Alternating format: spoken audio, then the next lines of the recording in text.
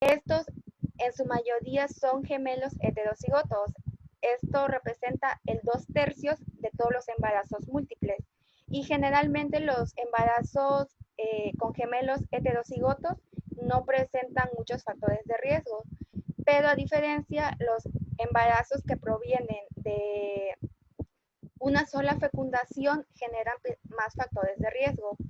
Algo importante a determinar que vamos a aprender en esta clase es a determinar la cigosidad y la corionicidad, que esto es importante pues saber, ¿no? En cuanto a embarazos múltiples.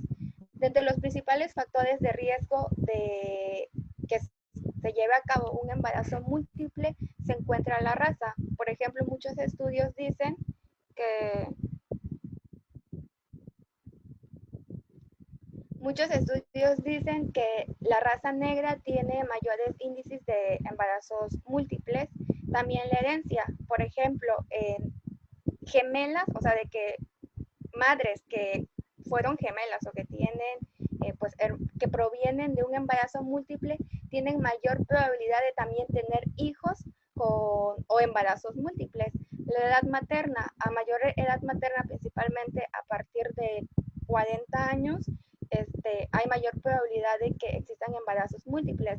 Sin embargo, yo estaba leyendo en algunos artículos que a veces esto genera controversia, porque no se sabe si realmente la edad materna es un factor de riesgo por el aumento de los niveles de la hormona folículo estimulante o si es porque muchas mujeres a esta edad pues no han podido tener hijos, quizás o no han tenido hijos a partir de esta edad por diversos factores y se someten a tratamientos de fertilidad. Y básicamente las técnicas de reproducción asistida son el principal factor de riesgo para embarazos múltiples. Y también la paridad también se ha demostrado en ciertos estudios que está relacionado con el aumento de embarazos múltiples.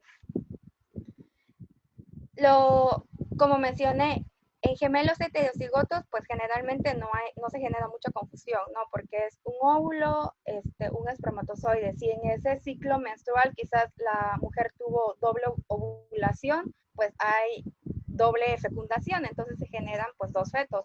Sin embargo, lo complicado a veces es determinar el mecanismo de hermanamiento de monocigoto, o sea, de un solo óvulo y de un solo espermatozoide. Y esto se va a dividir en distintas etapas y de acuerdo a en qué día después de la fecundación se dé esta separación es el resultado que vamos a tener.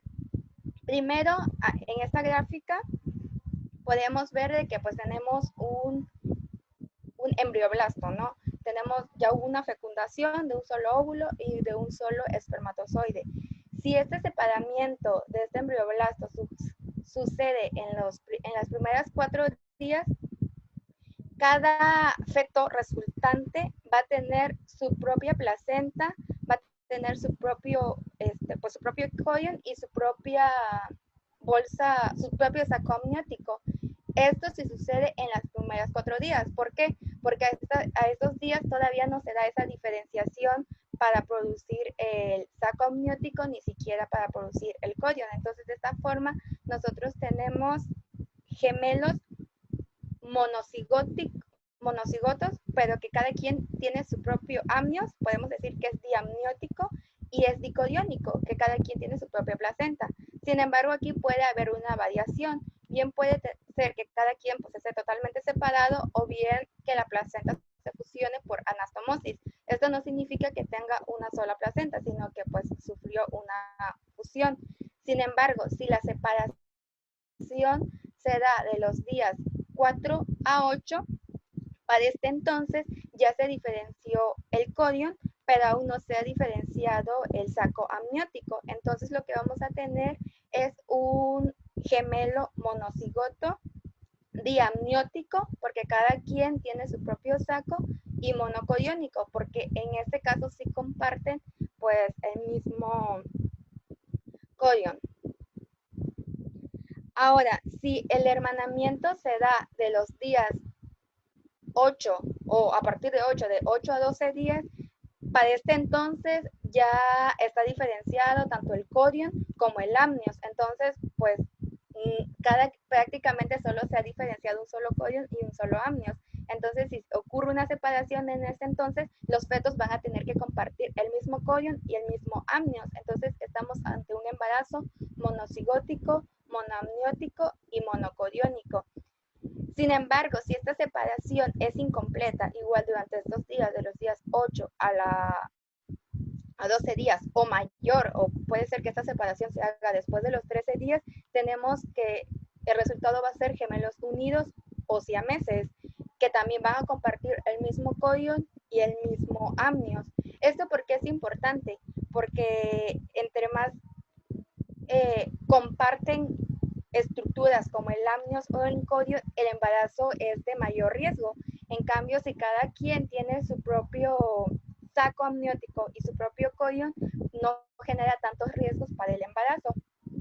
Entonces, esta es la clasificación que nos da la guía de práctica clínica que nosotros pues tenemos que saber. Esto se va a hacer por métodos de ultrasonido, más adelante vamos a hablar de eso, pero básicamente, si la separación es menor de 72 horas, es monocigótico, multiamniótico y multicodiónico, porque cada gemelo o cada feto, perdón, está separado. Si se da del día 4 del cuarto al octavo día, es monocigótico, multiamniótico y multicodiónico. Recordemos, solo comparten el codion, pero cada quien tiene su saco amniótico. Si es después del octavo día, aquí sí se comparte todo, es monocigótico porque proviene pues de un solo cigoto, es monoamniótico y monocodiónico. Recordemos que este tipo de embarazo es el que más genera factores de riesgo. Esta tablita, o este esquema, perdón, viene en la guía de práctica clínica. Entonces aquí tenemos cuatro secciones que es importante clasificar y que todo embarazo múltiple, ya sea gemelar o de mayores fetos, tienen que entrar en una de esta clasificación. ¿Qué es lo más importante que tenemos que determinar? La codionicidad y la amnionicidad, porque básicamente de esto nosotros vamos a partir, más adelante se va a ver en el control, para ver cuántos números de consulta vamos a tener, en qué fecha se van a hacer los siguientes ultrasonidos.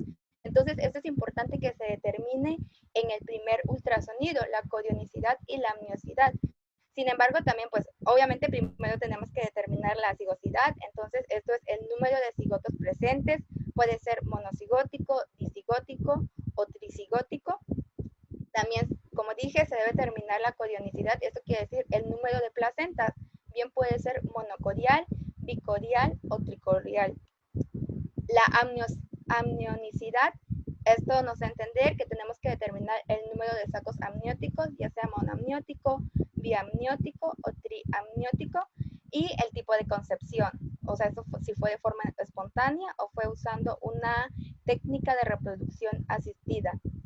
¿En qué tiempo o en qué semanas de gestación se debe hacer este diagnóstico? La guía de práctica clínica recomienda de la semana 11 a la semana 13.6.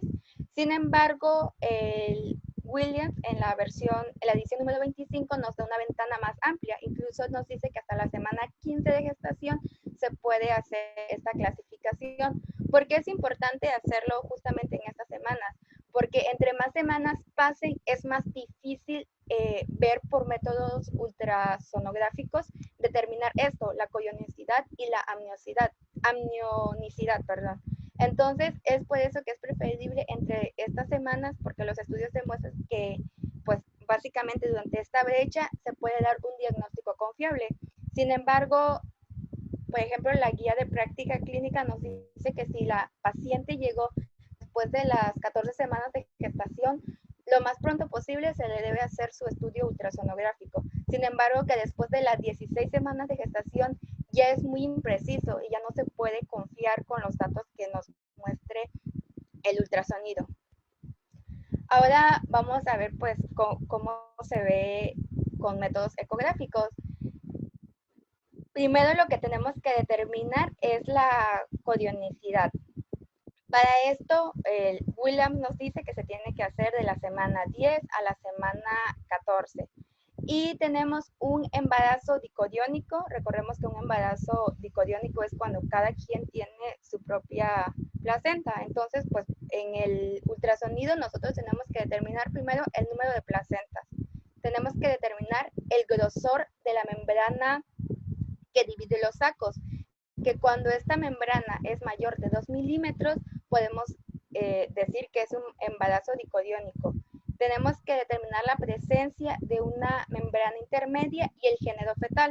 ¿Por qué es importante determinar el género fetal? Porque si nos encontramos de que son de sexos opuestos, o sea, niño y niña, básicamente, o sea, podemos hacer podemos tener de diagnóstico de que estamos ante un embarazo, si es gemelar, pero sería dicodiónico, o sea que cada quien tiene su propio saco y su propio codion. Sin embargo, eso se complica cuando los fetos son del mismo género. Sin embargo, existen signos ecográficos que nos pueden orientar en estos casos cuando estamos ante fetos del mismo género, ya sea niño o niña. Estos signos ecográficos, pues una ya les mencioné, el grosor de la membrana. Este tiene que ser mayor a 2 milímetros. Y el otro es el signo del pico doble o más conocido como signo lambda o delta. ¿En qué consiste esto? En que en este esquema, en este dibujo nos ejemplifica bien, ¿no? De que vemos que la línea azul es el amnios y la línea como naranja es el codion. Entonces, como cada gemelo tiene su propio bolsa o su propio saco, que es básicamente esta área, y cada gemelo tiene su propio codion, pues cuando se unen generan este piquito, y este piquito es el que es conocido como signo lambda, además de que obviamente tiene una membrana pues doble, entonces al tener más estructuras o dos amnios y dos codions, esta membrana va a tener mayor de 2 milímetros. Y en la ecografía, esta ecografía estaba en el libro del Williams, se trata de una ecografía de 24 semanas. Como había mencionado al principio, en semanas más avanzadas, pues ya es más difícil de determinar. Se supone que esto es el signo, sin embargo aquí tengo otra imagen, aquí, que se puede ver más claro. Estas ecografías son precisamente de esas semanas, de la semana 11 a la semana 14. Entonces aquí podemos ver una membrana pues mucho más gruesa y este signo, ¿no? El signo del piquito, que es prácticamente indicativo de que estamos ante un embarazo dicodiónico, o sea que cada quien tiene su propio codion y por lógica cada quien tiene su propio amnios. Sin embargo, en los embarazos monocodiónicos, igual, para hacer el estudio tenemos que determinar primero el número de masas placentarias, el grosor de la membrana que divide los sacos, en este caso siempre va a ser menor a 2 milímetros. Tenemos que fijarnos en la presencia de una membrana intermedia y en el género fetal. Como les mencioné, es más, si ya son sexos opuestos, básicamente ya tenemos la clasificación de dicodiónico, pero se complica cuando son de los mismos sexos. Entonces, aquí también existe un signo ecográfico, que es el signo de la T. ¿Por qué es el signo de la T? Pues porque vemos que el codion pues es el mismo, porque están compartiendo la misma placenta. Sin embargo, si cada quien pues tiene su propio amnios, entonces se va a formar este signo. Sin embargo, si el embarazo es monoamniótico, pues prácticamente este signo también está ausente, porque todos los fetos están dentro del mismo amnios. Pero si el embarazo es monocodiónico, pero cada quien tiene su amnios, se forma este signo. Y es por eso de que el grosor de la membrana pues va a ser menor de 2 milímetros, pues, porque no comparten el mismo codion. Entonces, en esta ecografía es de 30 semanas. Aquí vemos que la membrana pues en primera es más pequeña y este básicamente es como el signo de la T. Pero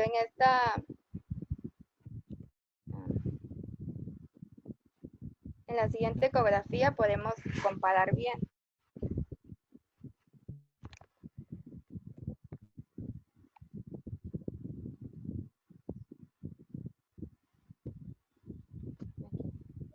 Bien. Aquí tenemos una comparación tanto de un embarazo bicorial como un embarazo monocorial.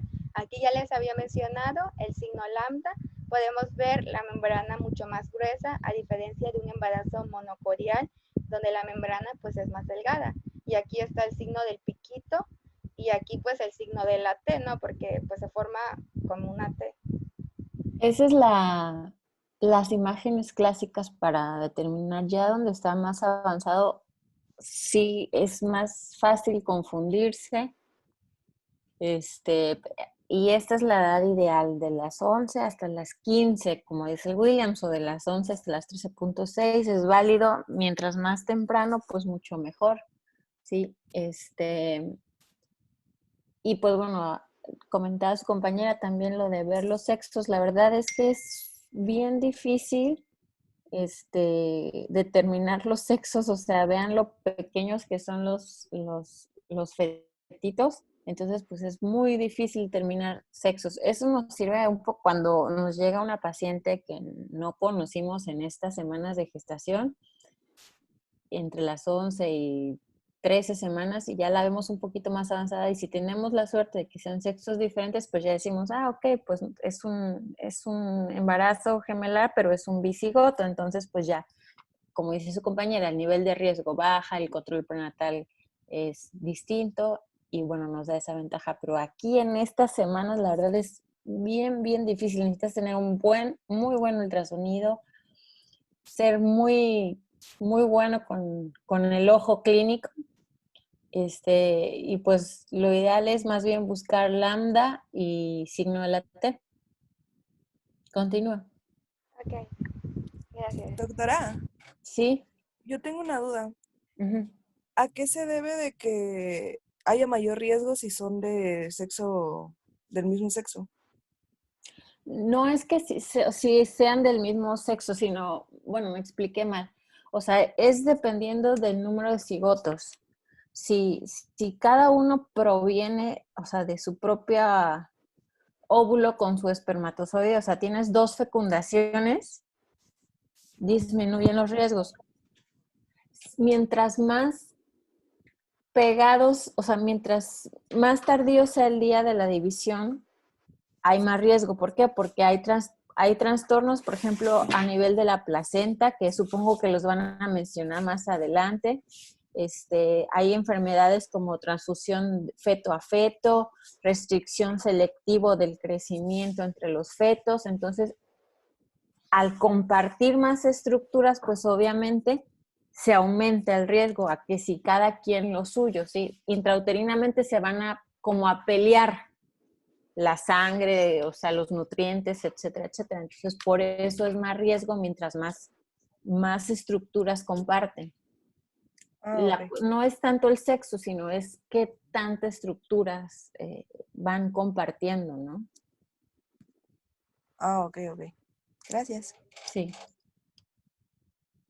Ok, como les había mencionado, al momento de realizar la primera ecografía tenemos que determinar el número fetal, la edad de gestacional estimada. En cuanto a esto, nos mencionaba que pues primeramente nos vamos a basar en la fecha de última menstruación, pero en el primer ultrasonido si se realiza claramente en estas semanas, porque si ya se realiza en semanas muy tardías, ya es más difícil estimar esto, pero si se hace de preferencia entre la semana 11 o la semana 15 o 14, se puede tener mayor confianza. Entonces, la edad gestacional se va a determinar utilizando pues el tamaño del feto, pero en este caso el feto de mayor tamaño, o sea, nuestra referencia va a ser el feto más grande. Como había mencionado, tenemos que determinar la codionicidad y la amnionicidad. Aquí, esta imagen estaba en el Williams y también se puede ver claramente. Pues aquí, básicamente, con ver la membrana, ver el signo del pico doble o el signo de lambda, podemos concluir que es un embarazo dicodiónico diamniótico. En cambio, aquí, en esta otra imagen, podemos ver, en primera, la membrana es mucho más delgada, entonces estamos ante un embarazo monocodiónico diamniótico, porque si nos damos cuenta aquí tiene una finita capa, entonces esto nos da a entender que cada feto tiene su propio amnios sin embargo comparten el mismo código. Bien, ahora vamos a hablar acerca de las adaptaciones fisiológicas maternas que se dan en los embarazos múltiples. En primer lugar, vamos a hablar acerca de los síntomas que puede presentar la madre. Estos pueden ser mayores, tales como las náuseas y los vómitos. ¿A qué se va a deber esto? Principalmente a mayores niveles de hormonas como la gonadotropina coriónica. Entonces, esto nos va a generar pues, mayores síntomas. Otra situación que la madre va a presentar es mayor expansión del volumen sanguíneo. Recordemos que de todas formas en los embarazos, así sean de fetos únicos, existe una expansión del volumen sanguíneo, pero esto va a ser mayor en embarazos múltiples y esto va a ser proporcionalmente al número de fetos. Entonces, esto nos puede ser una sí es a favor. ¿Por qué? Porque obviamente la madre va a tener una hipervolemia. Esto se va a deber a que pues se tiene que preparar para el parto. Recordemos que prácticamente en este tipo de pacientes pues pasan por el proceso de parto 2 veces o 3 veces dependiendo del número de feto. Entonces hay mayor pérdida sanguínea. Entonces por eso el cuerpo se adapta fisiológicamente para este momento. Pero también nos puede ser perjudicial porque este tipo de pacientes están más predispuestas a anemia. Pero por eso, pues obviamente nosotros como médicos, tanto de primer nivel como los obstetres, tienen que tener un mayor seguimiento a través de biometrías hemáticas, que más adelante cuando vean control, pues vamos a ver en qué semanas exactas se piden esto. Esto nos puede condicionar a que la madre pues necesite mayores requerimientos de hierro y de folato. Como dije, la hipervolemia, en cuanto a la función cardíaca, pues tenemos una hipervolemia, tenemos una resistencia vascular disminuida. Esto nos va a favorecer a que exista perfusión a todos los fetos que la paciente tenga, ya sean gemelares o de un número mayor. En estas pacientes también el crecimiento uterino pues claramente va a ser mayor. Generalmente llegan a tener mayor de 10 litros de volumen y el útero llega a pesar mayor a 9 kilos. También existe otros tipos de complicaciones que las madres pueden tener por este mismo crecimiento uterino. Uno de estos es la uropatía obstructiva. ¿Esto qué se va a deber? Pues obviamente a mayor distensión del útero puede obstruir mecánicamente los ureteros. Esto se da principalmente cuando las pacientes generan hiperhidramnios. Entonces, esto se puede ver favorecido por una amniocentesis, pero pues eso no siempre se hace y muchas veces recurrencia de que se vuelva a acumular demasiado líquido. Dentro de las complicaciones que estas pacientes van a tener del embarazo, en primera nos mencionaba de que obviamente estos embarazos tienen mayores factores de riesgo y como mencioné, entre más comparten estructuras como el amnios o el corión, los factores de riesgo aumentan. Esto tanto como para la madre como para el feto. Ahorita vamos a hablar específicamente pues complicaciones que se presentan en el embarazo en general. Uno es el aborto espontáneo. Esto pasa muchas veces porque muchas veces estos fetos llegan a presentar alteraciones cromosómicas, entonces pues hay mayor recurrencia de aborto espontáneo, también de malformaciones congénitas, bajo peso al nacer y un factor de riesgo que se ve muy acentuado en estas pacientes es la hipertensión. Entonces de aquí pues nosotros tenemos que hacer una búsqueda intencionada de signos y síntomas que nos pueden conducir a sospechar de que la paciente pueda presentar preeclampsia, porque tiene mayor riesgo, la guía de práctica clínica que dice que tiene 3 veces mayor riesgo de presentar preeclampsia, a diferencia de embarazos únicos, y 9 veces mayor riesgo de presentar síndrome de HELLP. Entonces, pues obviamente nosotros tenemos que buscar los signos y síntomas que en clases anteriores ya nos habían mencionado que son indicativos de preeclampsia. Y de manera profiláctica, a partir de las 12 semanas de gestación, si la paciente, aún en ausencia de signos y síntomas de preeclampsia, es considerada como en un grupo de factores de riesgo, ya sea porque es su primer embarazo y pues resulta que su primer embarazo resultó ser pues multifetal, ya sea que tenga mayor de 40 años, tenga un periodo intergenésico mayor a 10 años, un índice de masa corporal mayor a 35 o presente historia familiar de preeclampsia, se recomienda que a partir de las 12 semanas se le dé de manera profiláctica ácido acetil salicílico a una dosis de 75 miligramos diario. También tienen mayor riesgo de partos prematuros y también el desarrollo infantil a largo plazo. En estudios han demostrado que demuestran un mayor deterioro, o sea, ya con niños, quizás en estudios que se han realizado en edades de manera preescolar o escolar, tienen un mayor dificultad o mayores trastornos pues en el desarrollo, ¿no? A diferencia de otros niños que fueron de embarazos únicos. Y va a continuar mi compañero Luis Felipe. Doctora, tengo una pregunta antes de que continúe con la exposición el compañero. Bueno, una doctora cuando estábamos en primer nivel, ella nos dijo de que todo embarazo gemelar nosotros lo consideremos de alto riesgo. O sea cual sea la razón, sea una mujer que no tenga obesidad, que no tenga antecedentes, o sea, si entra esta ley, o sea, nosotros al estar en el servicio o en primer nivel de atención, ¿sí entra esta regla o tenemos que categorizarlas todas por lo que ahorita nos acaba de comentar la compañera?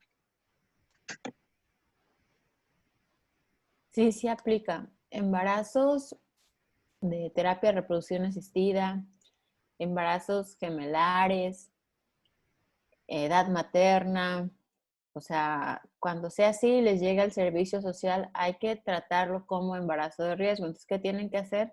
Pues pedirle todos sus laboratorios y solicitarle, o sea, no en ese momento que se vaya corriendo al servicio de urgencias, ¿sí? Pero es una paciente que ustedes saben que tienen que mandar oportunamente a valoración por ginecología y obstetricia. Entonces, seguirle desde el momento uno que les llegue, haciendo un envío para que saquen una cita en el hospital para que la valore gineco.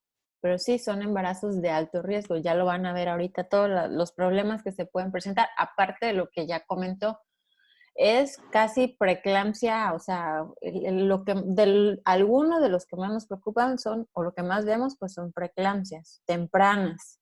Mucha placenta, pues mucho riesgo de preeclampsia. Entonces sí, hay que tomarlo como embarazo de alto riesgo. Gracias, doctora. De nada.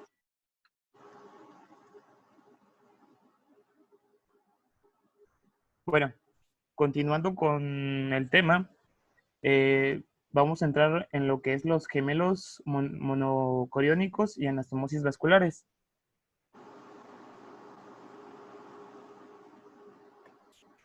No se cambia.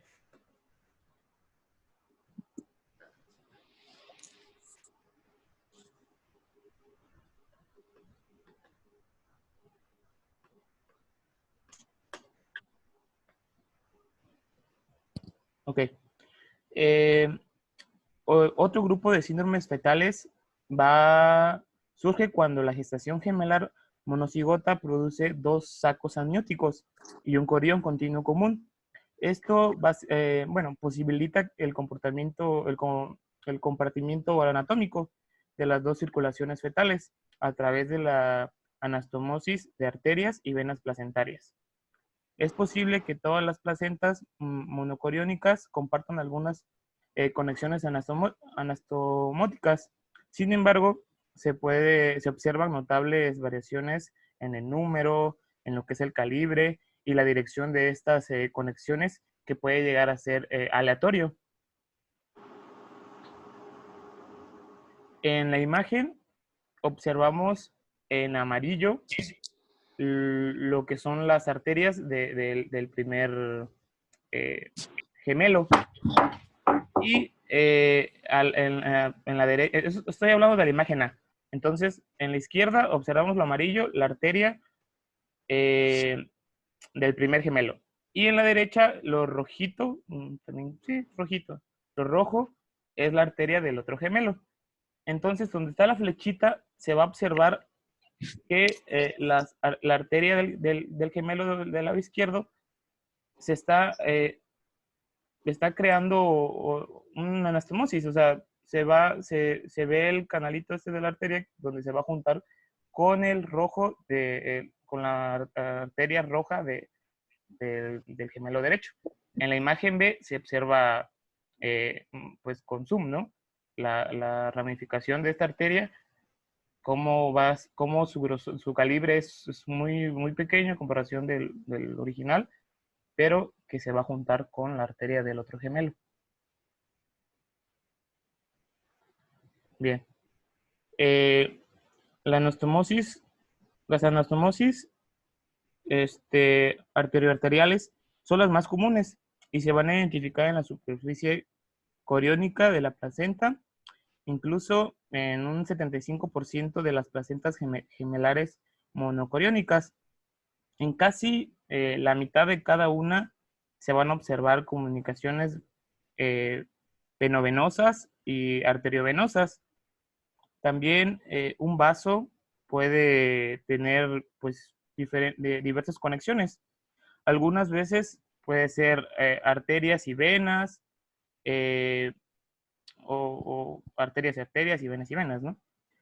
A diferencia de estas conexiones vasculares superficiales, en la superficie del corión, las comunicaciones arteriovenosas profundas se extienden a través del lecho capilar de una vellosidad particular.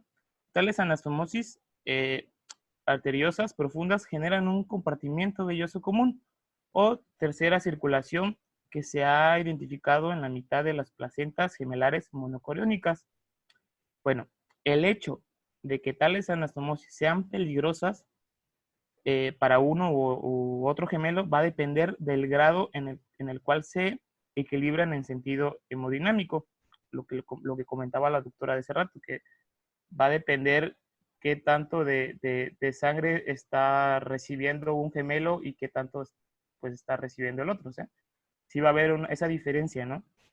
En las parejas con suficiente presión o gradientes de flujo entre uno y el otro feto, se crea un cortocircuito.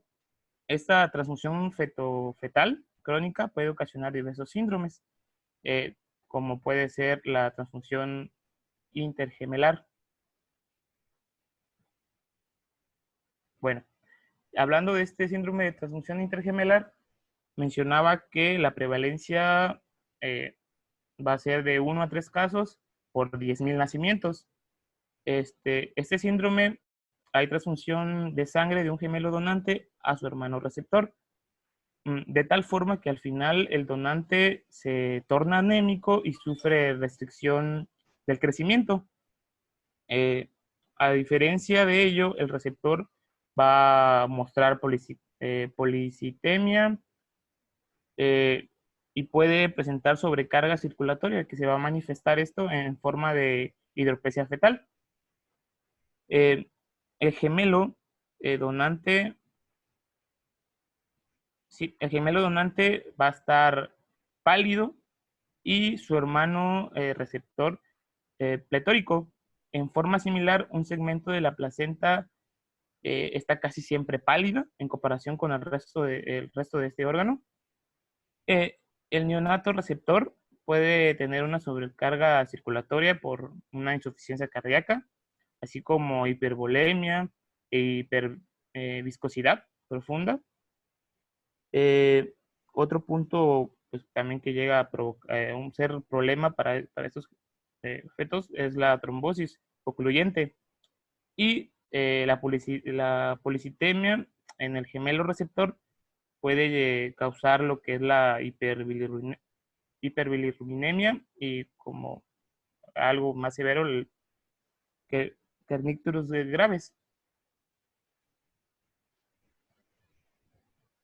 Bien, hablando ya de lo que es la fisiopatología, el síndrome de transfusión intergemelar. Alto. Dime qué es la hidropesía fetal. Hidropesía fetal. Ajá. Hidropesía fetal, me acuerdo que mencionaba. ¿Tú la acabas de mencionar? Sí, es la inflamación, es como edema, ¿no, doctor? Es Edema, edema. es edema, Es ajá. edema fetal. Todo me lo estás... No te estoy viendo. Prende tu cámara. No te estoy viendo, pero casi puedo verte a través de la pantalla de que todo lo estás así leyendo, vaya, de ahí, de tus apuntes. Necesito que seas más, Sí. menos leído y más explicado hacia tus Ok, compañeros. sí, doctor. Ok, entonces, metiéndonos a lo Prende que tu es, cámara. pero estoy todo, No importa. Ponte una playera, no importa que estés despeinado. Así como estás, prende tu cámara. voy, a ver, ay,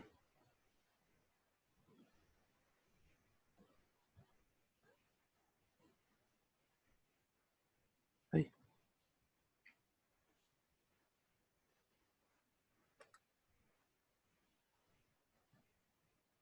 ahí sí me ve, ¿no, doctor? Sí, te ves. Sí, ok.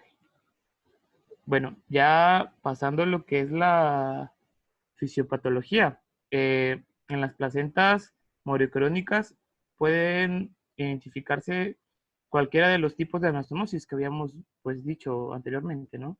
Que puede ser arteria con arteria, vena con vena o arteria con vena.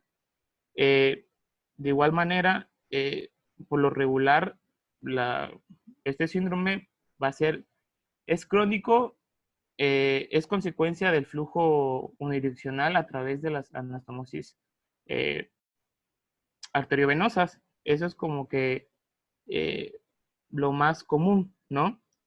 Mencionaba igual que la sangre desoxigenada que procede de la arteria placentaria donante es impulsada eh, por, a un cotiledón compartido por el receptor. Eh, una vez completado el intercambio de oxígeno en la velocidad coriónica, la sangre oxigenada deja el cotiledón por medio de una vena placentaria del gemelo receptor. Mm, no sé si. mm, ujú.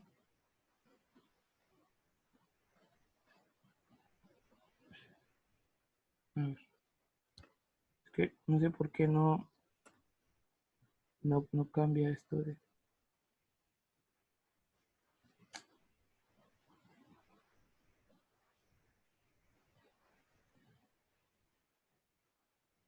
No sé por qué. Bueno, la importancia clínica, como ya hemos comentado, suele ser crónico y es consecuencia de graves diferencias del volumen vascular entre uno y otro gemelo. Lo que, o sea, venimos repitiendo, ¿no? Que no va a ser, va a haber un gran,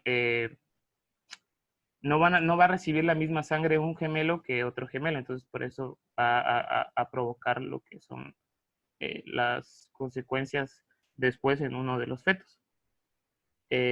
La patogenia es más compleja que una simple transferencia neta de eritrocitos de un gemelo al otro.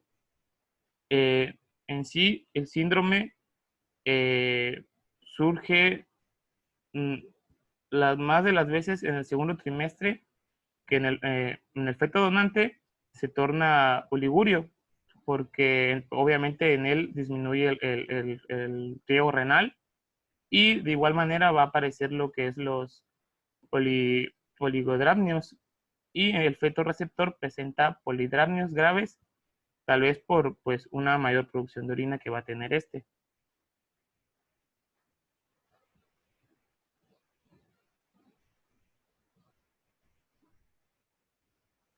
Ok. La falta virtual del líquido amniótico en el saco donante va obviamente a impedir lo que va a ser el movimiento fetal y de igual manera este va a dar origen un cuadro llamado, un cuadro descriptivo llamado del gemelo, pues que va a tener ese problema, va a ser, el cuadro va a ser polidramios, oligohidramios, que esto va a producir lo que va a ser una restricción del crecimiento, contracturas, hipoplasia pulmonar de gemelo donante, rotura prematura de las membranas y puede llegar a provocar lo que es la insuficiencia cardíaca en el receptor.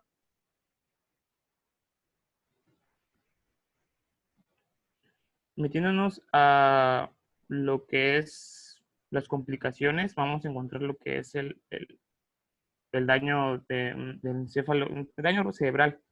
Eh, entre las complicaciones graves de las anastomosis vasculares placentarias en lo que es la multigesta, va a figurar lo que va a ser la parálisis encefálica, la microencefalia, prorencefalia, encefalomalacia y multiquística.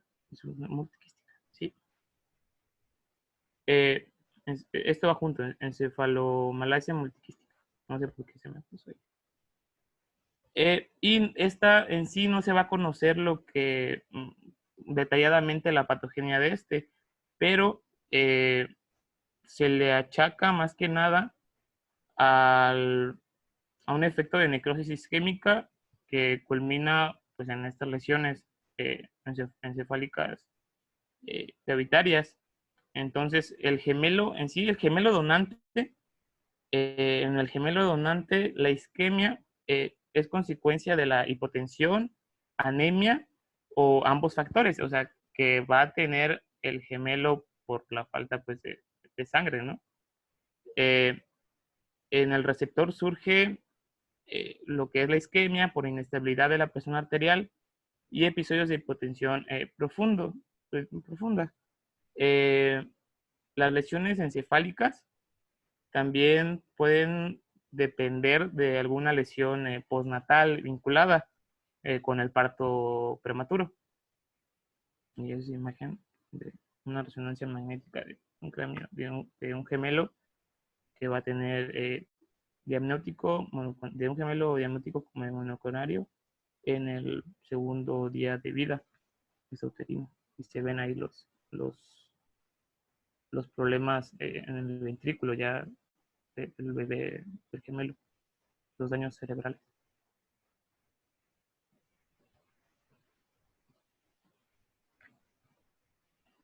Bien, metiéndonos en lo que es el diagnóstico, se ha sucedido, pues, ha habido muchísimos cambios en los criterios para diagnosticar lo que es ese síndrome. Y también, de igual manera, se ha habido pues un cambio en lo que es la clasificación. Antes, esto se calculaba la discordancia ponderal y las diferencias de hemoglobina en los gemelos monocoriónicos. Esto se dejó atrás y ahorita la base diagnóstica van a ser dos criterios, que va a ser la presencia de un embarazo diagnóstico monocoriónico y lo que es los polidramios de un embarazo diagnóstico monocoriónico. Polidramios identificados por el depósito vertical más grande que sea de mayor de 8 centímetros en un gemelo. Ese es uno de los otros criterios. La presencia de un embarazo diagnóstico monocoriónico y la presencia de polidramios identificando por el depósito vertical de más de 8 centímetros en un gemelo. ¿Cómo mides el depósito vertical más grande? ¿Cómo lo mido? Ajá. Ay, sí, no, O cómo dices, sí, es...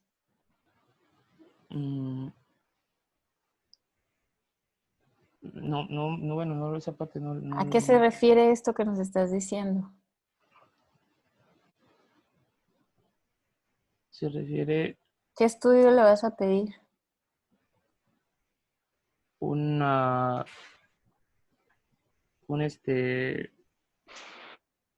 ultrasonido. Sí, o sea, lo que haces es una medición de líquido amniótico Ujú. a través de ultrasonido. Entonces, o sea, eso es lo que quiero, que te expliques más, Ok. porque lo estás diciendo, pero no tienes ni idea de qué estás hablando. O sea, un oligohidramnios es definido por el depósito vertical más grande, menos de 2 centímetros, en otro, o sea, Ok. pues, un ultrasonido le vamos a medir el líquido amniótico. Si tiene Amniótico. menos de 2 centímetros, entonces es como vamos a definir el oligohidramnios. Pero, o sea, lo dices así y como que ni tú mismo entiendes lo que estás diciendo. Ok. Yo creo que tus compañeros, pues, Menos. tampoco. Sí, sí, sí. Exacto. Entonces, ¿sale? Seguimos. Sí, doctora. Ok. Y mencionaba que el 15% de los embarazos complicados por grados menores de desequilibrio de líquido, va a evolucionar al síndrome que acabamos de explicar, al TTS. Bien, lo que va a ser la clasificación lo va a hacer en 5 etapas. En la etapa 1, los volúmenes discordantes del líquido amniótico, según pues, obviamente ya hemos visto, eh, en, en una ecografía se identifica la orina dentro de la vejiga del gemelo donante. Eso es en la etapa 1. En la etapa 2 va a ser los mismos criterios que la etapa 1, pero no se va a identificar la orina dentro de la vejiga del donante. En la etapa 3 van a ser igualmente los criterios de la etapa 2, además que va a presentar signos anormales en lo que es en los estudios de la arteria umbilical, en lo que es el conducto venoso o vena umbilical con ecografía de Doppler. En la etapa 4 ya este gemelo va a presentar lo que es ascitis o hidropesia franca en uno o en otro, en otro gemelo, pues en los dos. Y en la etapa 4 ya va a haber lo que es la muerte de uno o puede ser llegar a la muerte de los dos fetos. Etapa 5. Ajá, en la etapa 5. Bueno, metiéndonos a lo que es el tratamiento y pronóstico. El pronóstico en las gestaciones multifetales con este síndrome va a depender de lo que es la etapa en la escala de Quintero, lo que ya hemos comentado, y la edad gestacional en la fecha en que por primera vez acude la gestante al médico. Mencionaba que más del 35% de los casos en la etapa 1 pertenece estable y va a mostrar regresión incluso sin intervención clínica, o sea, no va a haber a más cuando se queda en la etapa 1. Pero los resultados en embarazos identificados en etapa 3 o mayor, esos van a ser peores. Y la cifra de pérdida perinatal es del 70 al 100% en caso de no obtener una ayuda médica. En la actualidad se refiere la ablación de anastomosis con láser en caso de tener ese síndrome ya en etapas graves, aunque en sí no hay un, ¿cómo decirlo? No es una certeza de que este tratamiento de anastomosis con láser pues sea lo adecuado, pues. Entonces, regrésate tantito como su compañero, a la otra, Luis, por favor, la previa, esta clasificación que están viendo ahí, como su compañero lo dijo, es la clasificación o escala de Quintero, sí, la 1 son oligodran, o sea, oli y poli en los gemelos 1 y 2, pero todavía se ve la vejiga del gemelo donante. En la etapa 2 ya no podemos ver la vejiga del donante, pero todavía no hay alteraciones en el flujo Doppler. Ya en etapa 3 ya vemos alteraciones en vasos fetales, pero sin hidropesía o sin ascitis. Etapa 4 es ascitis o edema fetal y ya la etapa 5 pues ya es muerte fetal, ¿sale? Entonces, esta escala de Quintero es bien importante y la hacemos a través de ultrasonido Doppler. La otra siguiente. Ujú. Y el tratamiento, pues efectivamente, casos leves, pues no se les hace nada. Casos ya severos, se trata de hacer una cirugía que es de alto riesgo para los dos fetos, que es con láser dividir, o sea, se fotocoagulan las anastomosis que están producidas entre los dos fetos para cerrar esa comunicación y entonces ya no compartan ni se crea esa circulación entre ellos y cada quien se quede con lo suyo, ¿sí? O se puede hacer, como ahí puso su compañero, el feticidio selectivo, es decir, esto depende de qué tan dominante sea una circulación sobre la otra, ¿sí? El gemelo receptor generalmente domina o tiene más abarcada la circulación que el gemelo donante. Entonces, a veces lo que se hace es, se cierra la circulación del feto donador y entonces con esta circulación que él queda, pues lo que se ocurre es que no es suficiente y lo que se hace es, lo que ocurre es el feticidio selectivo, ¿sí? Es decir, matamos a uno de los fetos para que el otro tenga el suficiente aporte y pueda llegar a término, ¿sí?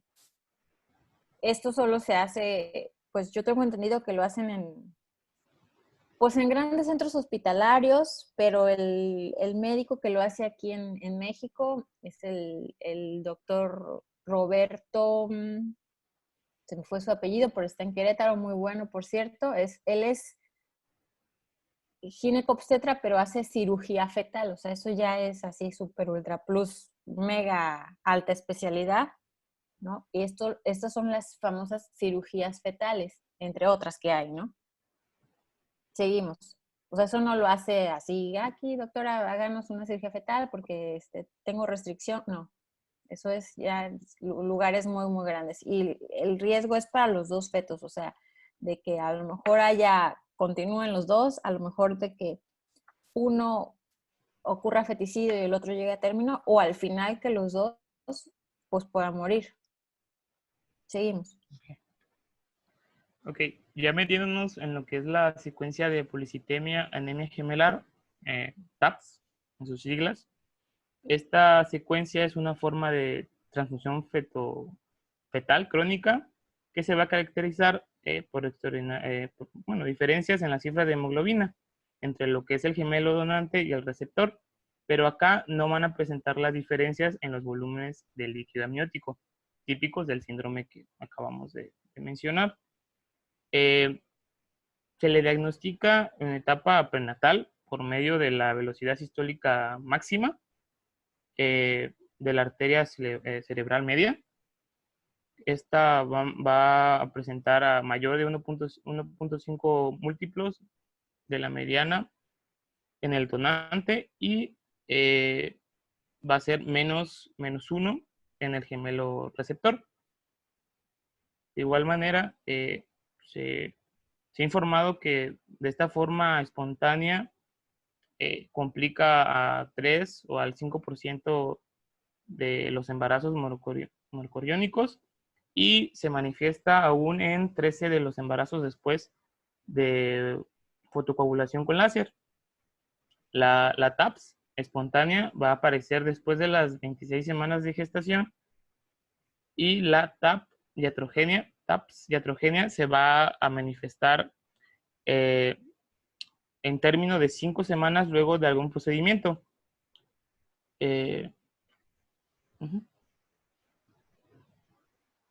Lo que también, bueno, nos metemos a lo que es el riesgo arterial con inversión gemelar, que este es el TRAP.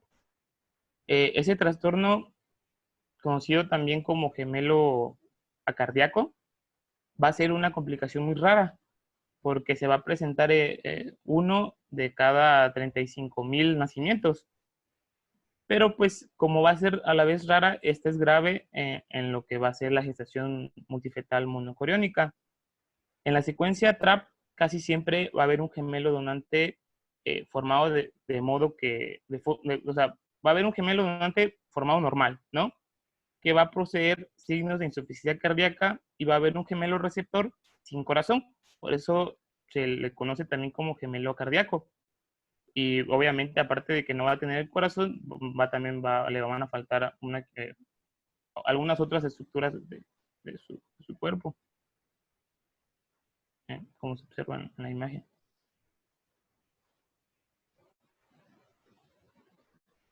Bueno, esto tampoco mencionaba una patogenia así específica, pero mencionaba que dentro de la placenta única compartida, pues obviamente la presión de riego, del riego arterial del gemelo donante va a rebasar la del receptor. Entonces, en este caso, pues obviamente va a recibe un flujo inverso de sangre arterial desoxigenada de su compañero. O sea, entre comillas, o sea, el decir que la sangre arterial usada va a llegar al gemelo receptor a través de sus arterias umbilicales y discurre de manera preferencial hasta los ciliacos. O sea que en sí al gemelo receptor le va a llegar sangre, pues obviamente desoxigenada y no va a poder tener ese oxígeno que va a necesitar para, pues obviamente, sus órganos. De igual manera, va a recibir esta desoxigenación, va a recibir sangre solo a la mitad inferior de su cuerpo. Y la otra mitad superior van a tener, pues obviamente, retrasos en el crecimiento y en el desarrollo.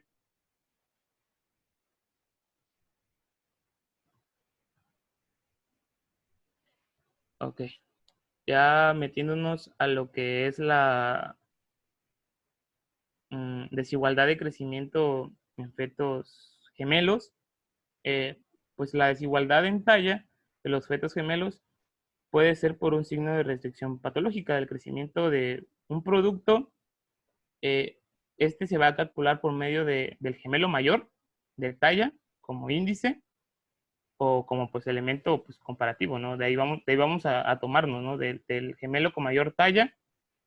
Y en términos generales, a medida de que aumenta la diferencia entre un gemelo, el de mayor talla, con el de menor talla, se incrementa la forma proporcional de mortalidad perinatal. Esto va a aparecer aproximadamente el 15% de las gestaciones.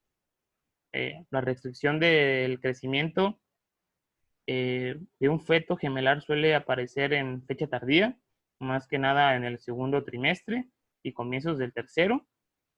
Lo que es la desigualdad más temprana representa un mayor riesgo de que el gemelo de menor peso fallezca. De manera específica en sí, cuando se identifica esta desigualdad de crecimiento antes de las 20 semanas, comúnmente mencionaba que el 20% de estos se produce la muerte de un feto.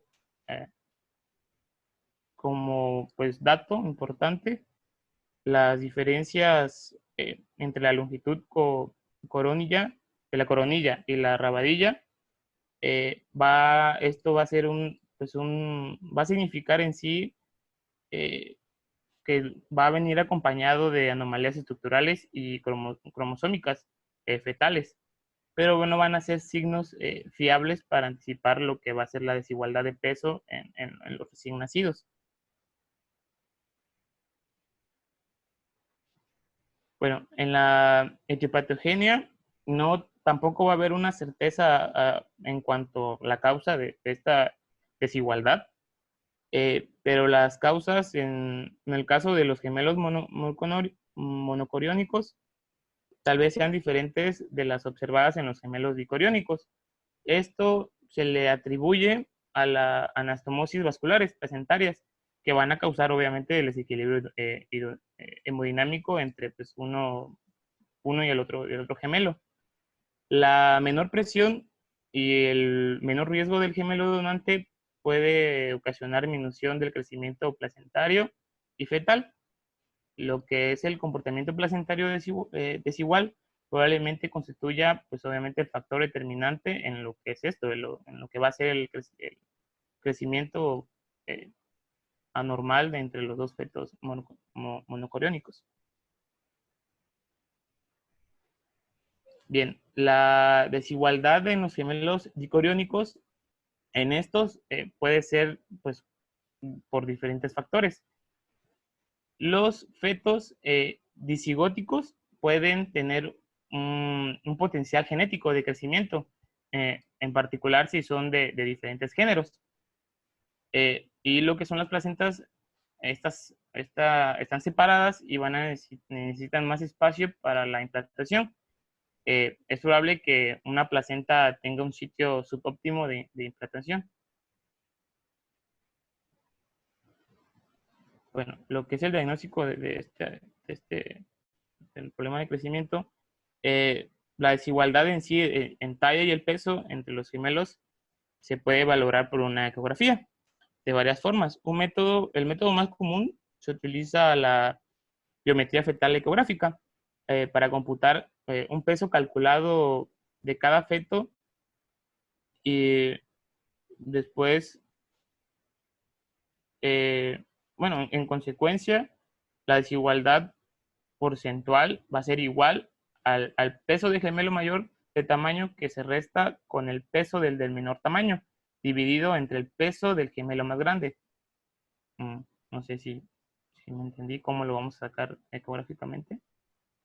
Bueno, la desigualdad va a ser igual al peso, o sea, vamos a tomar el peso del gemelo de que va a tener el mayor tamaño, le vamos a restar el peso del que tiene menor tamaño, y el resultado lo vamos a dividir entre el peso del gemelo más grande.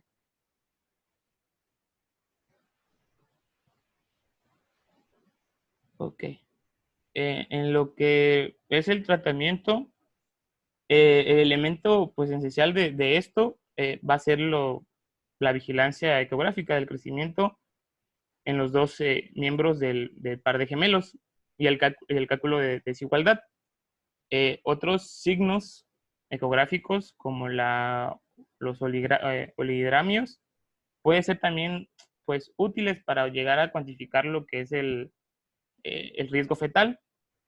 En sí, pues hablando generalmente, se tiene que vigilar con mayor frecuencia los gemelos monocoriónicos, y ello se debe a que pues obviamente su riesgo de muerte es mayor en estos gemelos, y el riesgo de daño neurológico en el gemelo susceptible, o sea, el de menor tamaño, el que va a tener menos nutrientes, o sea, que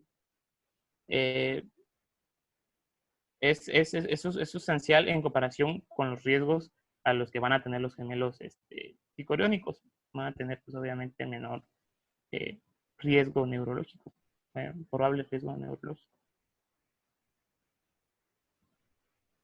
Ok.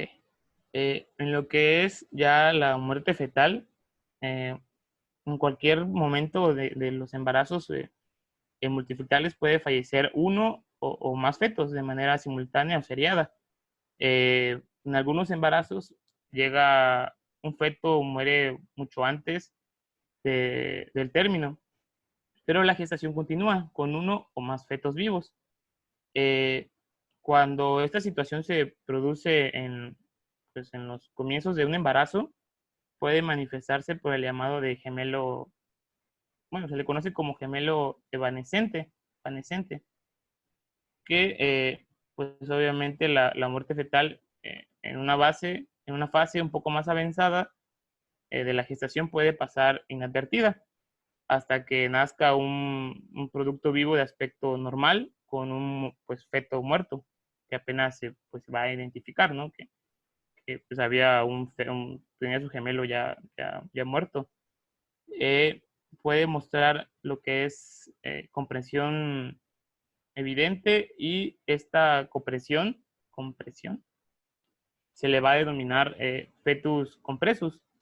Observamos en la imagen en esta, lo que es el fetus compresus, o también puede llegar a ser, puede ser aplanado en grado pues, ya muy, o sea, puede nacer así todo aplanado, muy feo, y Se le puede, a ese nacimiento planado se le conoce como fetus papiraceus. Ok. Las causas y la incidencia, de la muerte fetal, pues se originan con factores como la cigosidad, la corionicidad o la concordancia de crecimiento.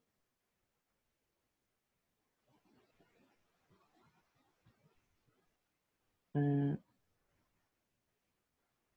otros factores que van a modificar el pronóstico del gemelo que sobrevive incluye lo que va a ser la edad gestacional para la fecha de mortinato y que, en el lapso que media entre el mortinato y el nacimiento del gemelo superviviente. Eh, Obviamente, al morir el gemelo evanescente, después del primer trimestre, no va a aumentar el riesgo de la muerte del otro gemelo, sino que puede seguir, pues, entre comillas, normal. Pero cuando un feto va a fallecer en el segundo trimestre o en etapa ulterior, no tienen la certeza del riesgo de mortalidad del otro gemelo, o sea, que puede llegar en sí a provocar la muerte de su compañero, ¿no? Esto si llega a fallecer en el segundo trimestre o en la etapa ulterior. Ok, en lo que es el tratamiento, las decisiones, pues en estos casos deben basarse igualmente en la edad gestacional, lo que va a ser la causa de la muerte y el riesgo que va a afrontar el feto super, superstite, o sea, el que sobrevivió. Si la pérdida se produjo, bueno, eso ya lo mencioné. Si se produjo en el primer trimestre, en el segundo trimestre, tercer trimestre, pues obviamente pues, está latente, ¿no? Ese posible daño. Entonces, la programación del parto después del tratamiento conservador del mortinato de un solo feto a finales del segundo trimestre o comienzo del tercero va a ser, pues es un objeto de controversia todavía que no se ha aclarado en sí. Eso es lo que mencionaba la literatura.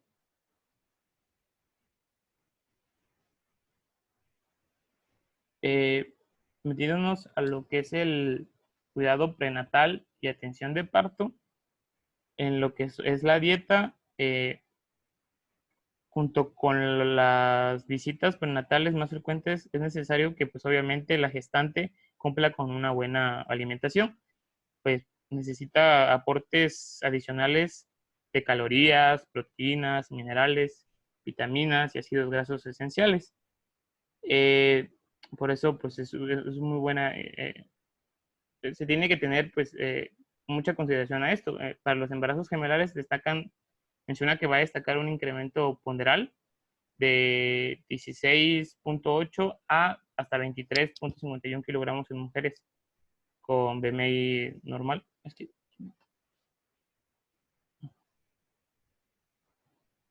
Ok.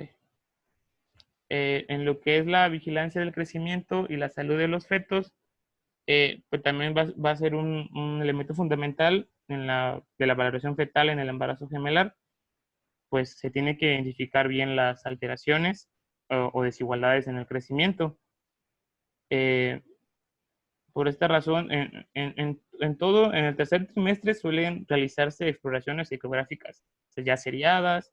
También es importante valorar el volumen del líquido amniótico, como habíamos comentado antes, el oligohidramnios, acompañante puede ser señal de alteraciones uteroplacentarias y obligar a una valoración más pues, detenida del bienestar fetal. Eso es en la vigilancia de crecimiento y salud de los fetos.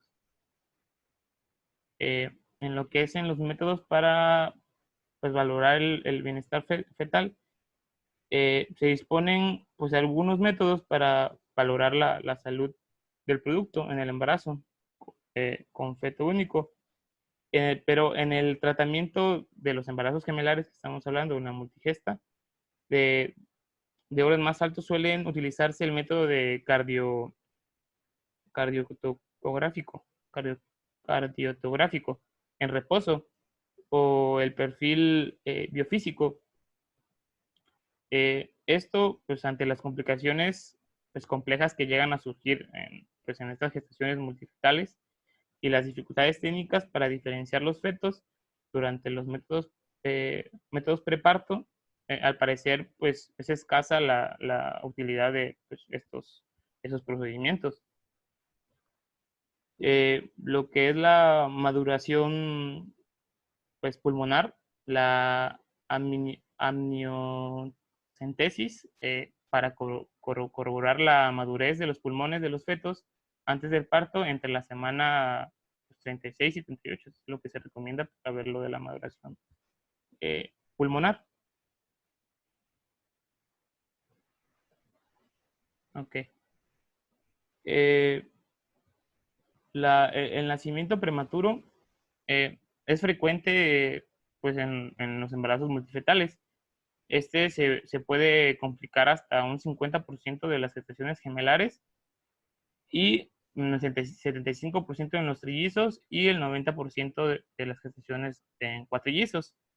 El objetivo importante de la atención prenatal pues, en los embarazos multifetales va a ser el cálculo preciso de la fecha en la que la mujer obviamente pues dé a luz antes del término, porque pues como ven los porcentajes es muy común que estos fetos, estos nacimientos sean prematuros.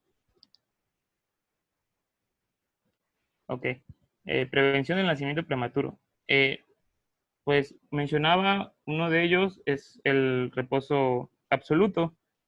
Mencionaban que algunos autores pues recomiendan lo que es limitar la actividad física, gestionar los permisos laborales tempranos, realizar visitas más frecuentes pues al médico, pues las exploraciones psicográficas y pues la enseñanza materna más estructurada en relación con los riesgos del parto prematuro, para así disminuir las cifras de este problema pues en mujeres que tengan multigesta. De igual mencionaba, una prevención del nacimiento prematuro va a ser la tocolisis profiláctica. E igual mencionaba la progesterona intramuscular, la progesterona por vía vaginal, un cerclaje cervicouterino y pesarios, mencionaba. El tratamiento, pues para en sí el parto prematuro, mencionaba que la administración de tocolíticos en las pacientes con este embarazo de multigesta conlleva mayor riesgo en el embarazo monofetal, lo cual en este se debe en parte pues, a la mayor hipovolemia inducida por la gestación y las mayores exigencias impuestas al corazón y la susceptibilidad a la aparición de edema pulmonar diatrógena. Igual mencionaba eh, los glucocorticoides para poder, para la maduración, ayudar a la maduración pulmonar.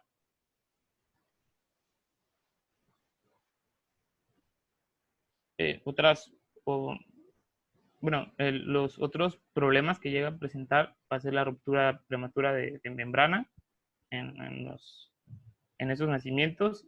Pues la frecuencia de la ruptura prematura de membrana aumenta conforme lo hace la multiplicidad de fetos y de igual manera puede llegar a presentar lo que es una demora del nacimiento del segundo gemelo. O sea, no puede que tarden minutos en que yo he escuchado que llegan a tardar hasta una hora o horas que puedan nacer el otro feto. Entonces, la pobre mamá desesperada, pues obviamente espera que salgan así rápidamente, ¿no? De uno tras otro, pero no puede llegar a ver lo que es la demora de nacimiento entre uno y el otro. Y pues eso es todo de mi parte por el momento. Creo que mi compañera va a seguir todavía con el término del tema. voy a continuar dando acerca de los momentos de parto y voy a hablar también un poco del seguimiento en el control prenatal.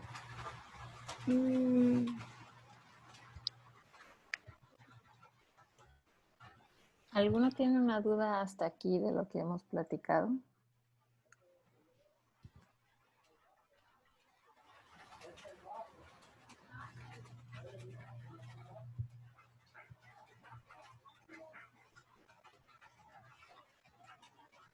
¿Ya pueden ver mi pantalla?